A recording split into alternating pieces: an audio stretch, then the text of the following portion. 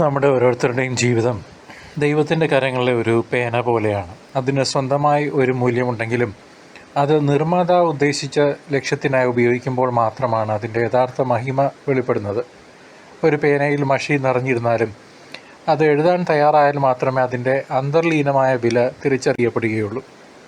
അതുപോലെ നാം ഓരോരുത്തരും വില കൊടുത്ത് വാങ്ങപ്പെട്ടവരാണെന്ന് വിശുദ്ധ ഗ്രന്ഥം നമ്മെ ഓർമ്മിപ്പിക്കുന്നു.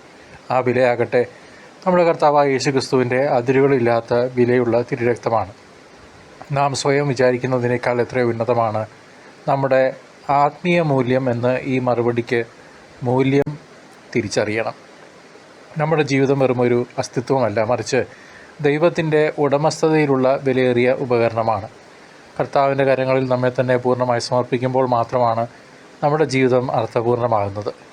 ദൈവഹിതത്തിന് അനുസൃതമായി ചലിക്കുമ്പോഴാണ് ഒരു മനുഷ്യൻ തൻ്റെ ഉന്നതമായ വിളി തിരിച്ചറിയുന്നത്. കർത്താവിന് നമ്മെ ഉപയോഗിച്ച ഈ ലോകത്തിൽ സ്നേഹത്തിൻ്റെ വസന്തം തീർക്കാൻ സാധിക്കണമെങ്കിൽ നമ്മുടെ ജീവിതം വിശുദ്ധിയിൽ സൂക്ഷിക്കപ്പെടേണ്ടതുണ്ട്.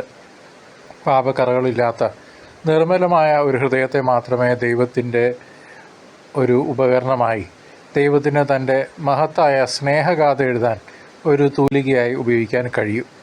നമ്മുടെയും നമുക്ക് ചുറ്റുമുള്ളവരുടെയും ജീവിതങ്ങളിൽ പ്രത്യാശയുടെയും കരുണയുടെയും വരികൾ കുറിക്കാൻ നാം ഓരോരുത്തരും യോഗ്യരാകണം.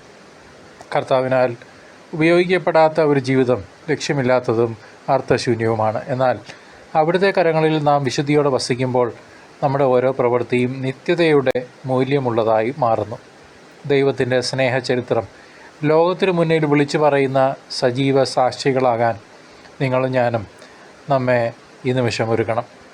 ക്രിസ്തുവിനോട് ചേർന്ന് നിൽക്കുമ്പോൾ മാത്രമാണ് ഒരു മനുഷ്യൻ തൻ്റെ ജീവിതത്തിൻ്റെ പൂർണ്ണത പ്രാപിക്കുന്നത്. നമ്മുടെ ജീവിതം ക്രിസ്തുവിനായി സമർപ്പിക്കാം.